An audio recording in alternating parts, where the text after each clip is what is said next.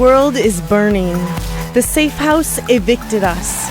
We, the people, have been supplanted by them, the corporate persons.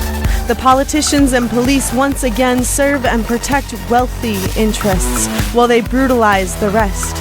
And while 99% of us are victims of this mess, it's still hard to tell how many can see the signs for the storm, enough to rattle these cages that disassociate us.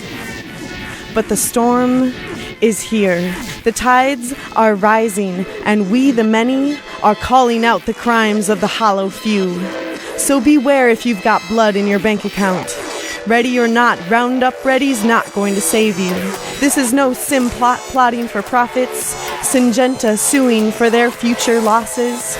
Or we might all be fully engaged on a healing the planet track, taking our civil sovereignty back, rather than lost in denials, looking forward to end times, guzzling up oil and insecticidal chemicals like a drinking game of the gods, corporate deities getting drunk on the extinction of never-to-be-known species, getting wasted on wasting away the entities that we swam, ran, and flew with in our childhood fantasies, getting blacked out by blacking out all of these forever unknown qualities.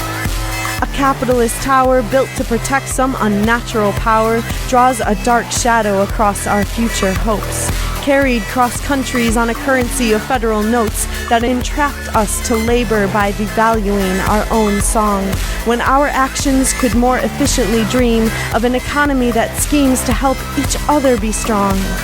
Alas, our empathy's been misplaced by these boxes, our compassion condemned behind barcodes, our intuition brainwashed into believing the wartime logic of these institutions is really concerned about the well-being of you and me.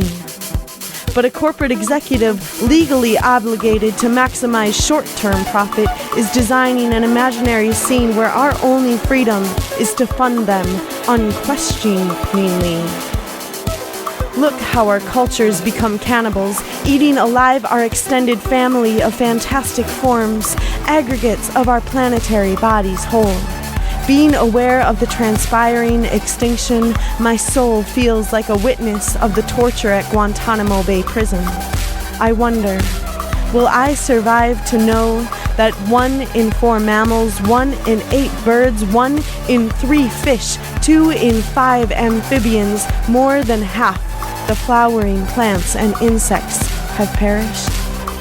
What will we do upon the disparagement of our garden when our basic needs to eat, drink, and breathe are completely reliant upon supply through industrial means owned by faceless corporate regimes? Who will decide who's worthy to receive? What happens when the storm comes and destroys that factory, laboratory, or distributive means, or unwittingly releases pent-up toxicity? Witness what's happening and see. This is why so many arise globally and take to the streets. This is why we stand our full height and humbly demand our right to speak. This is why we seek the wisdom of our ancestry that used time to walk in the ways of our relative species, to see their pain, violence, disease, as well as their cooperation, compassion, symbiosis, and transformation beyond behaviors thought to be concrete. So the March Against Monsanto is our reality check for we who see the violence in our daily steps upon neoliberal foundations of disrespect as well as a deep apathetic lack of any respect, which over this modern century has allowed first world experiments to perfect a co-destructive power to desensitize, provide false comfort to, and so thoroughly confuse its people that we have forgotten our power. We've been eating, spraying, and filling our lives with their chemical concoctions for 80-odd years now.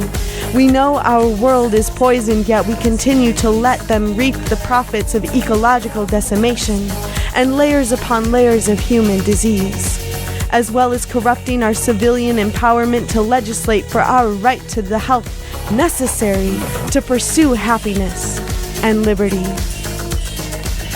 Oh, come, unity, come see that when the earth's abundance is in the care of a caring, intelligent, and co-creative populace, it has the potential of being the most glorious harmonic.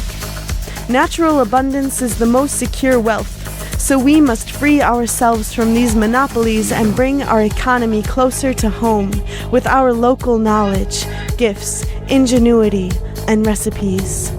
Monsanto, I dream that our justice will burn every field, put to rest every laboratory-raped seed, and execute your corporate personhood, putting lifelong restrictions on the lives of every executive that made decisions horrendously impacting innumerable global citizens throughout your existence.